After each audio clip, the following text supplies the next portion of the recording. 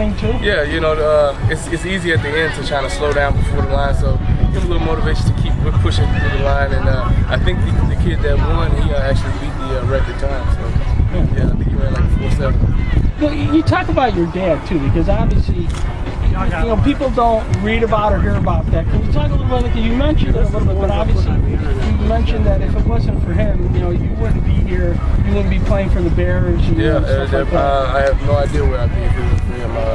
My mom and dad, you know, they support me all the time, and my dad coached me in Little League coming up, like he said, to instill the fundamentals of the sport. Once you get your hydration, and head on out had a to couple your knee game injuries, so he field. couldn't make it, you know, past that. Round But three he used to will always begin tell in me, 5 minutes. you know, other than, you know, working out hard Round and three begins in having good 5 work ethic minutes. and all that stuff, but to always have a backup plan. That's why he went to Tulane as well and graduated from there. So he made sure that I had it in my mind that I need to go to college, not just to play football, but to get an education and get a degree.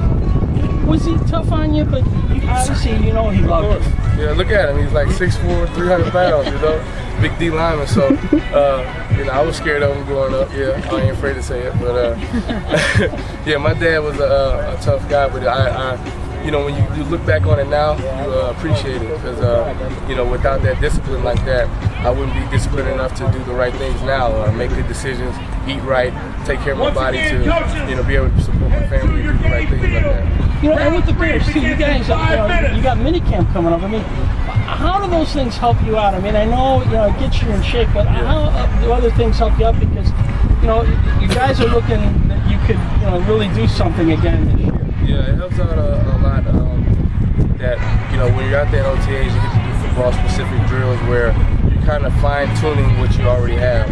Like I said, I told the kids, anybody can have a lot of talent, but if you're not working on it day in, day out at the skill part of it, to develop your skills, the talent doesn't mean anything. So, you know, you got to do it countless hours of just continuing to work at your craft and what you do to continue to get better.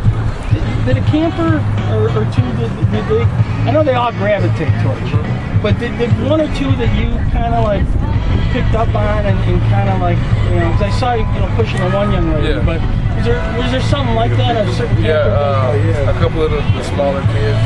I like to go to each group and kind of pick out one or two and kind of just see where their heads at, how to connect with them.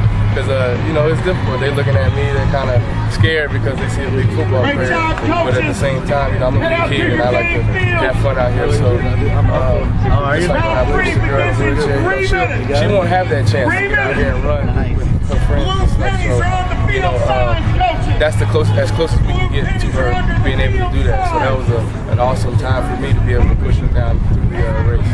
The other thing too, it's pretty cool. Your son, your dad, and you all together. That doesn't happen a lot.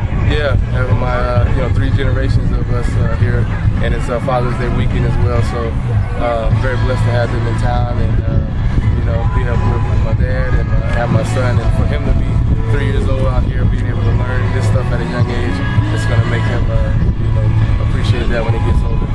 I gotta ask you, because a lot of times kids are really interesting in the questions they ask because they have no fear. You're not supposed to ask me this, and that, but they'll come up to you and ask you just about anything. Did any of that happen this time around? No bad questions. They were all they asked was, am I gonna make the Pro Bowl again?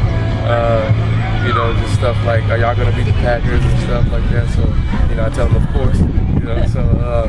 The kids are fun and they like to ask stuff. Like how fast are you, and how much weight you can lift, and all this other stuff. They like to know, some of the behind the scenes stuff that nobody really knows about you. So it's fun answering the questions from. You never know what's gonna come out their mouth, so it's fun. Thank you, Matt. I have one question, Matt.